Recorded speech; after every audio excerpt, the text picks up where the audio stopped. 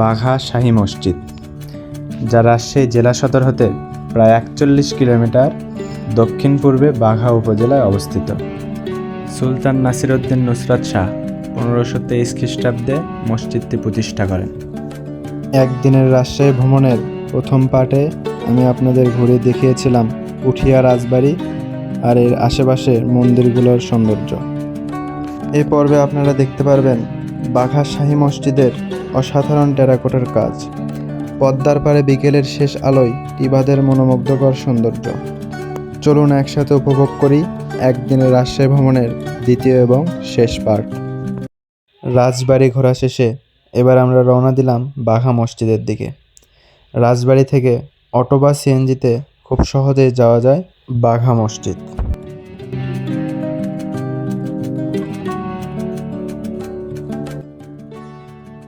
আমরা এখন আছি রাজশাহীর বাঘা উপজেলায় বাঘা শাহী জামে মসজিদে।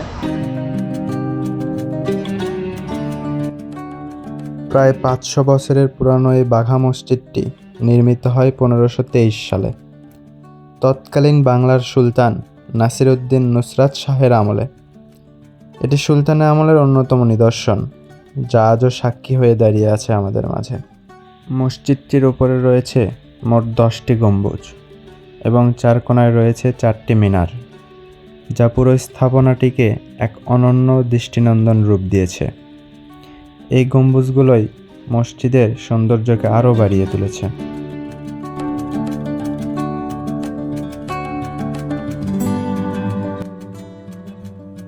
বাঘা মসজিদের সবচেয়ে আকর্ষণীয় দিক হলো এর টেরাকোটার কারুকাজ। দেয়ালের প্রতিটি ইটেই রয়েছে সূক্ষ্ম নকশা, ফুল, লতাপাতা আর জ্যামিতিক ডিজাইন, যা সেই সময়ের শিল্পকলার এক অসাধারণ নিদর্শন।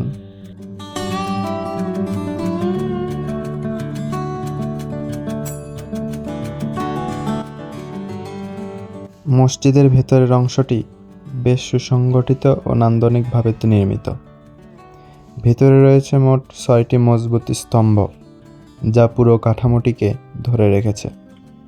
এছাড়াও রয়েছে ৪টি সুন্দরভাবে খোদাই করা মেহরাব, যেখানে টেরাকোটার অসাধারণ কারুকাজ পরিলক্ষিত হয়, যা এই মসজিদের ভেতরের সৌন্দর্যকে আরও অনন্য করে তুলেছে।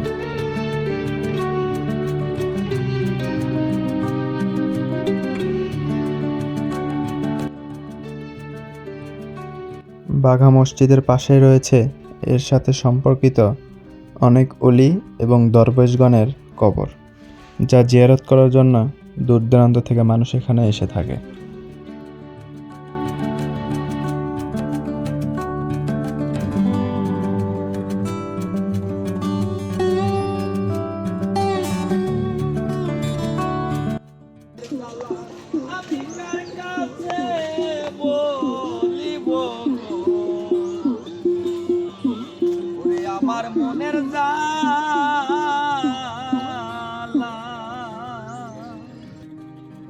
মসজিদের পাশে অর্থাৎ একটু নিচেই রয়েছে আরেকটি দরগা এবং সামনে একটি বড় দিঘি, যা শান্ত পানি আর চারপাশের পরিবেশ পুরো জায়গাটিকে আরও মনোরম করে তুলেছে।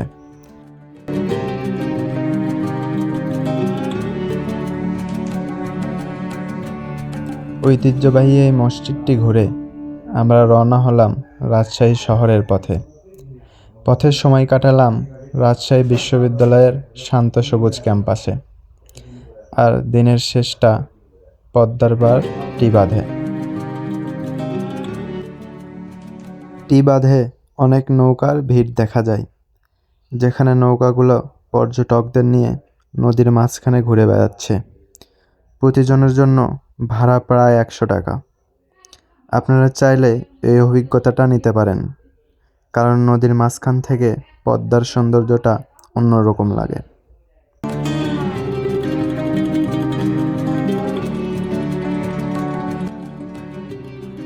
পদ্মার পাড়ে অসাধারণ এক বিকাল উপভোগ করে আমরা রওনা দিলাম বাড়ির পথে।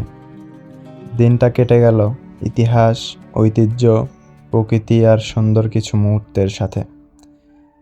পুঠিয়ার রাজবাড়ি, বাঘা মসজিদের ঐতিহ্য, রাজশাহীর শান্ত পরিবেশ আর পদ্মার সেই শেষ আলো সব মনে থাকবে অনেক দিন।